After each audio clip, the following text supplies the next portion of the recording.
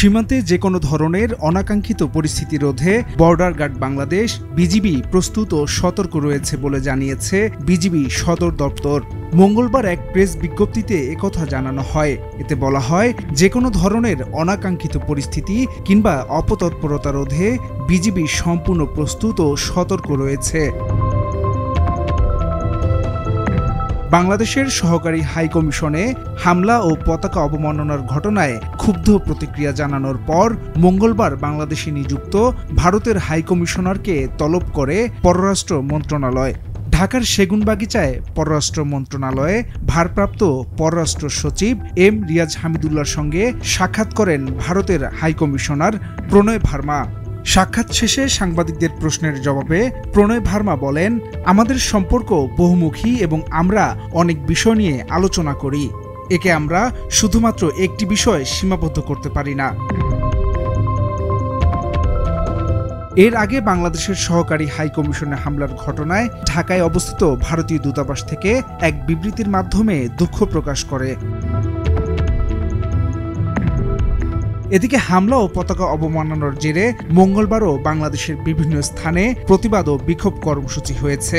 শিক্ষার্থী ও বিভিন্ন রাজনৈতিক সংগঠন কর্মসূচি পালন করলেও সবচেয়ে বেশি সরব দেখা গেছে বৈষম্য বিরোধী ছাত্র আন্দোলন সহ বিভিন্ন বিশ্ববিদ্যালয়ের শিক্ষার্থীদের।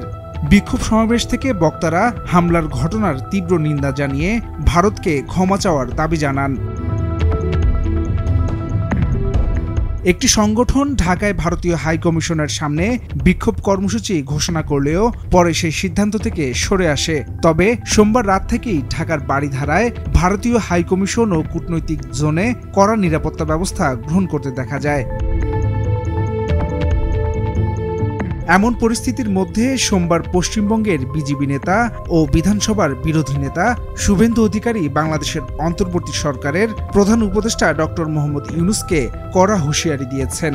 সম্মিলিত সনাতন জাগরণ মঞ্চের মুখপাত্র চিন্ময় কৃষ্ণ দাসের মুক্তির দাবি করেন তিনি। সেই সঙ্গে বাংলাদেশে চিরতরে আলু পেঁয়াজ রপ্তানি বন্ধ করে দেওয়ার হুঁশিয়ারিও দিয়েছেন তিনি। এর আগে ভারতের কয়েকজন চিকিৎসক বাংলাদেশি রোগীদের চিকিৎসা দেবেন না বলে জানিয়েছিলেন।